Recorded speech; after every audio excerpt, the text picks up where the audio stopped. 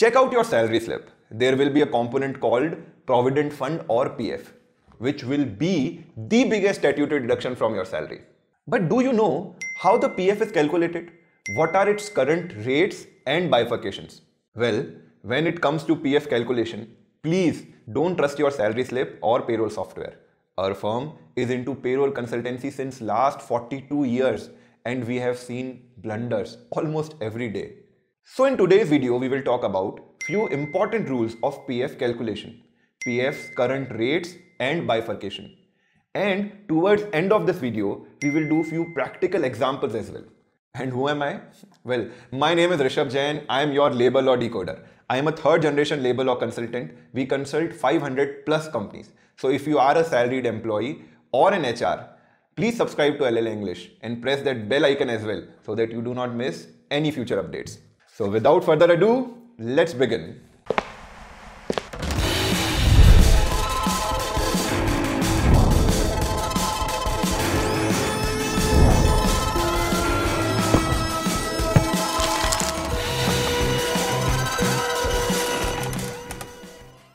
First of all, let's learn few thumb rules of PF calculation.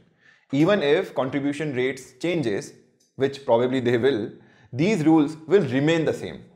Concept number 1, multiple schemes. You must understand that amount deposited with EPFO does not go towards any single account. It is divided between Employee Provident Fund, EPF, Employee Pension Scheme, EPS, Employees Deposit Linked Insurance Scheme, EDLI, and EPF admin charges. We have explained all these schemes in PF Part 1. I recommend that you watch that video first if you do not know basics about PF. Concept 2, both contribute. The overall contribution toward EPFO is done by employee and employer both. Employee's share is deducted from his salary. Employer matches that contribution and he matches at least till ceiling wage. Since September 2014, ceiling wage is 15,000 rupees. Hence, all employees with PF wage less than 15,000 must become PF member. In case company is using cost to company or CTC model, both these deductions are from CTC only. And by that magic, there can be huge difference between what you assume you will get and what you actually get in hand. Want to see few practical examples? Wait till end of this video, we will actually show you how much difference there is between CTC and in hand. Concept number 3, bifurcation. The employee's contribution goes towards EPF only, whereas employer's matching contribution is divided between EPS and EPF. In some cases, with reasons like retirement age, EPS contribution can be 0. Then employer's complete contribution goes towards EPF only. The EDLI and admin charges are borne by employer because after all he is employer. Hope you have understood the rules. Now let's talk about current bifurcations. Give close attention to this table. As you can see, employee's deduction is 12% or 10% from his salary. This entire employee's contribution goes towards EPF account 1. The employers matches that contribution of 12 or 10%. On which establishments it will be 10%. We will discuss that also towards end of this video.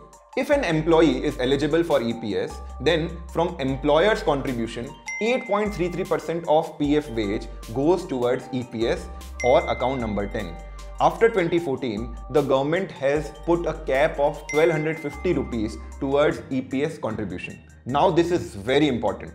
From the employer's contribution, whatever is the remaining amount, the difference of employee share and EPS goes in EPF. I have seen many persons calculating this as 3.67% fixed, which is completely wrong. So always calculate employer's EPF share as employee share minus EPS share. For an example, employee's deduction is 2,000 rupees. Employer will also contribute total 2,000 rupees. The EPS contribution is capped at 1250 as I've already told you, and remaining 750, 2000 minus 1250, 750 goes towards EPF.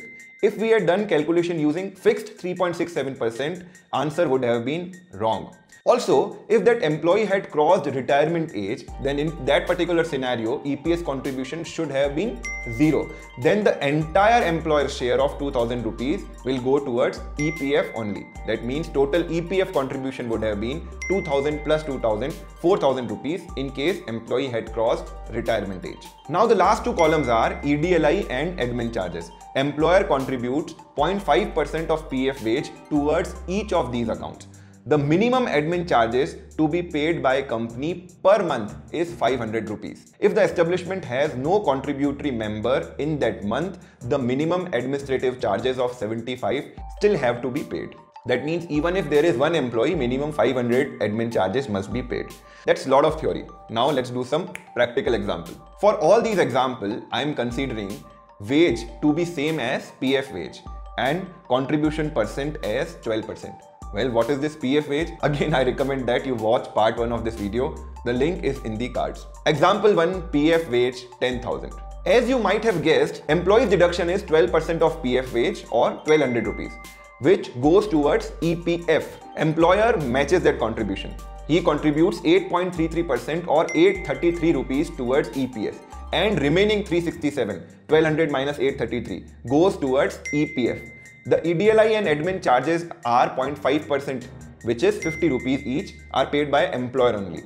In total, employer paid 1300 rupees. And as you can see, employee's in-hand salary is 8800 rupees, whereas cost to company is 11,300. In case the employee has crossed retirement age, then total employer contribution of 1200 rupees will go towards EPF and EPS contribution will be 0. Next example, PF wage 15,000. This example is very important because currently the PF ceiling is 15,000 rupees only.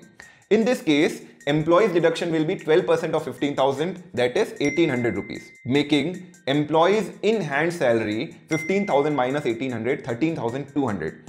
Employer will contribute 1250 towards EPS and remaining 550 towards EPF. 75 rupees each will be contributed towards EDLI and admin charges. In total, employer contributed 1950 rupees or 13% of PF wage, making total cost to company as 16,950. Now let's do a very complex example. What happens if employee's salary is above 15,000? Let's take PF wage as 20,000. Here multiple scenarios can happen. Scenario number 1. A fresher employee joins at 20,000 PF wage. Well, he can opt out of PF from the beginning itself because the ceiling wage is 15,000 rupees only. Scenario number 2. Employee can voluntarily become PF member, but he will not become EPS member as his joining salary is above 15,000 rupees. If you are wondering why, you should watch part 1 of this video. Scenario number 3. If the employee was already a PF member in some earlier company, then he will continue to be a member of EPF, and if he was a member of EPS earlier, then continue to be member of EPS as well. As we explained in the last video, that employee once covered will remain a member, even if his salary crosses 15,000 rupees. This scenario will especially be useful when you provide increment to employees and their salary increases above 15,000 rupees. As you have seen, in all these scenarios, the employee contributed on full salary of 20,000. But he can also decide to contribute on ceiling wage of 15,000. Then calculation will be similar to example number 2 of 15,000 rupees, which we did earlier. That's all. No, that's not all. Employee can voluntarily contribute more than 12% as well. What if employee contribute 50% of his wages?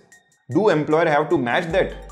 No, obviously no. Employer is not bound to match that amount. Mandatory contribution by employer is 12% of 15,000, that is 1800 rupees.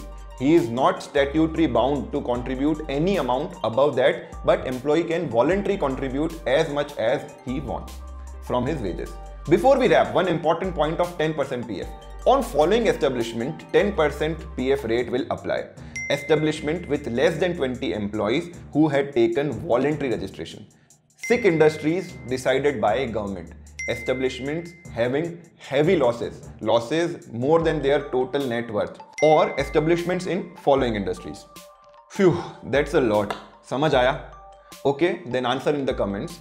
What will be the net salary of an employee with PF wage 12,000? Assuming that there is no other deduction and only PF is deducted, share his net salary in the comments below if you have understood the concepts. And if you are a payroll professional or HR, you can check out our course A to Z of payroll processing, where I will not only teach calculation of various individual acts, but in the same course, we will do complete payroll calculations of various companies. After doing this course, you can start your own payroll consultancy or even get a job as payroll officer. Well, that's it for today. Like the video if you like the content and like our efforts. Jai Hind, Jai Bharat.